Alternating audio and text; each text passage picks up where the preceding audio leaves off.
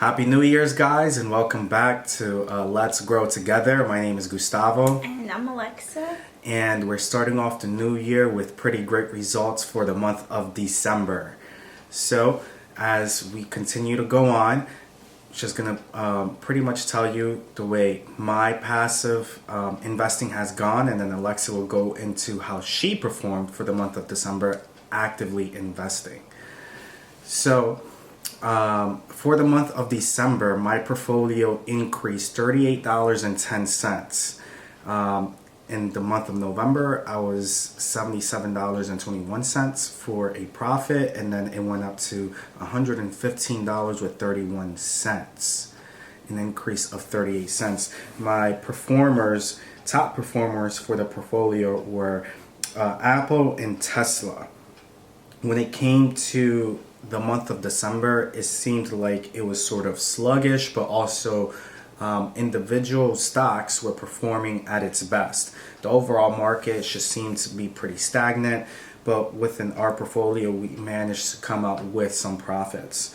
As you can see here within my M1 account, those are all my profits and losses. The companies that I'm currently still losing on is PayPal.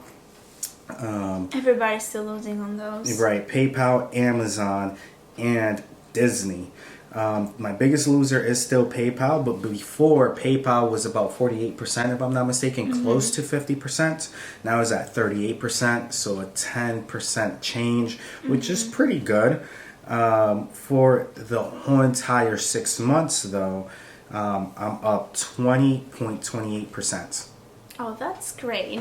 Okay, so now my time to shine because for the month of December, I did so much better. Yeah, she really did. I had a profit of $127.85. However, I went from $54.10, which was in November, to $73.75. Which was awesome. So compared to Gustavo's portfolio, I'm up $35.65 when I was down almost $10 the previous month. That's correct.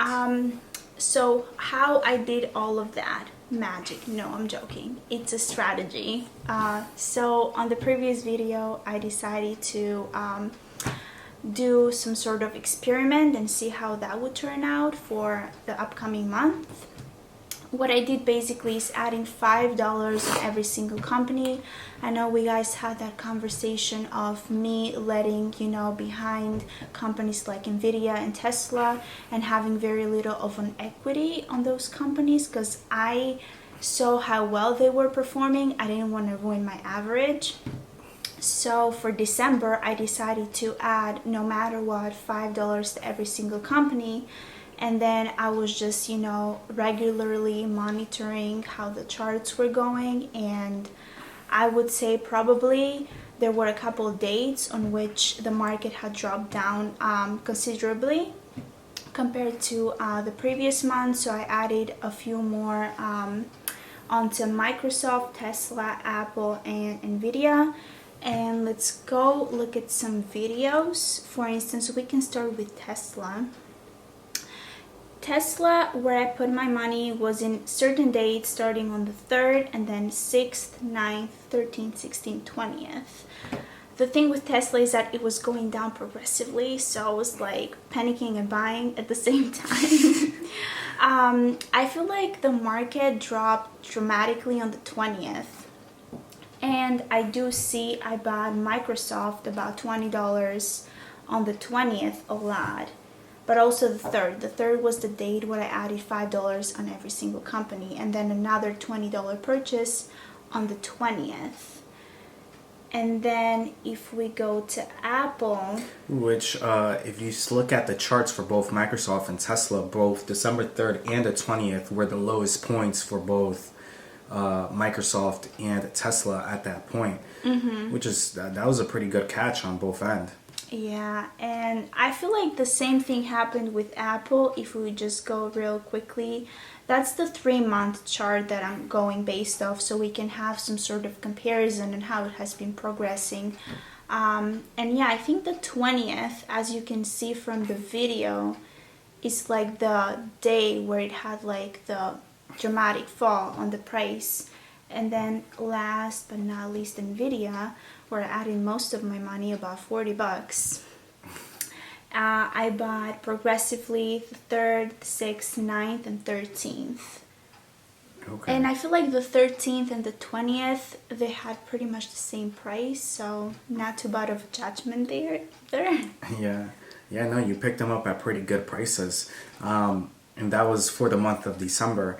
And like I mentioned earlier, some of these stocks was just, performing pretty well, even though the market was stagnating.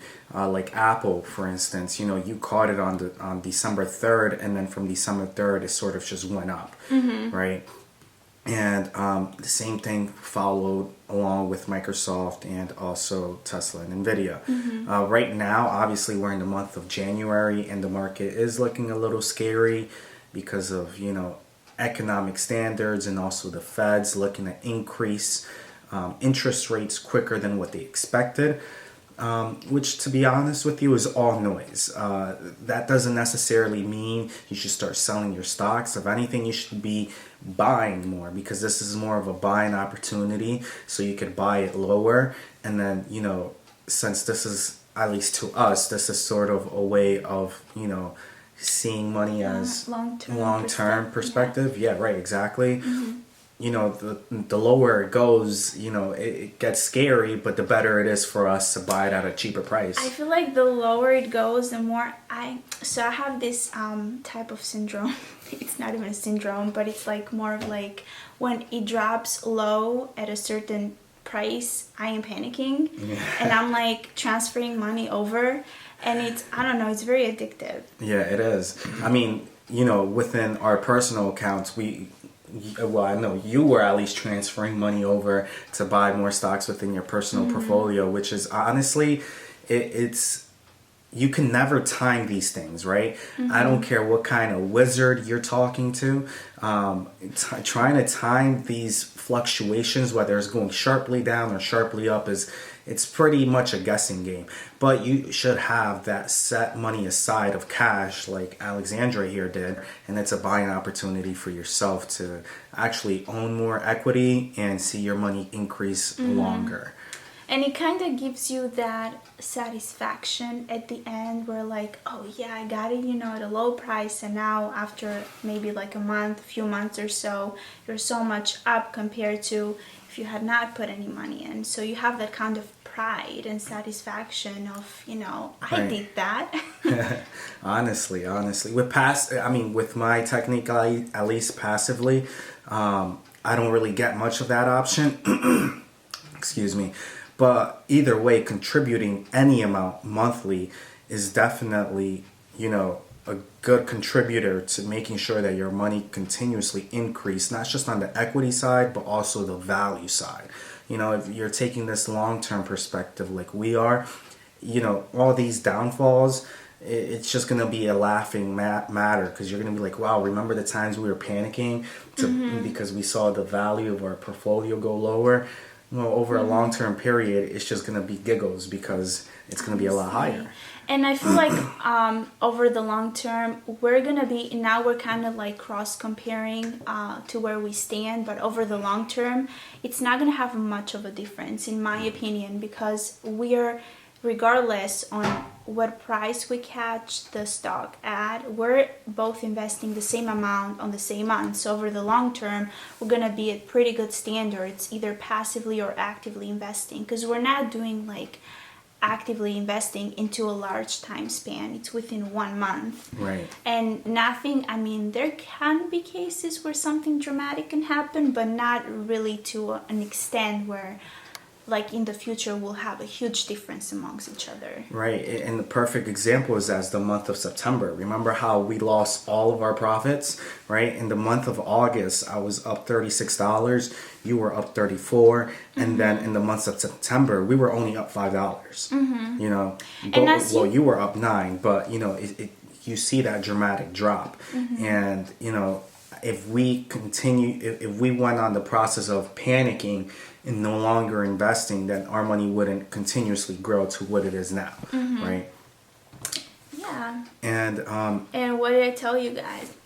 I was just letting him think that he got it, but then I finished off 2021 strong. she really did. She honestly almost doubled what I made within the month of December, which is one of the perks of being able to invest actively. But you also have to take in consideration, you have to be actively managing, the charts, looking at it, making sure what price points you can enter in and things like that. So it's not just a guessing game. It's really having more of the analytical side of, seeing how the charts are having, their low points to their high points.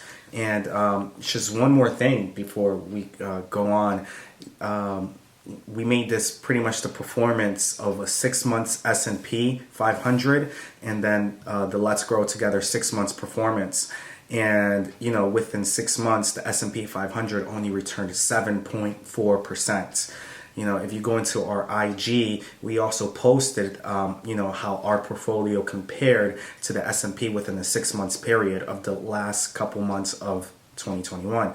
And we compared it with my passive investing portfolio, and passively is up 20.28%. Which is what? That's almost 3x, It's just about 3x. It's like 2.8, 2.9x of what the S&P gave you if you just invested passively into our project. You guys should follow our project and think of it more in depth, Yeah, no, most of these companies are going to outlast us. I honestly believe that.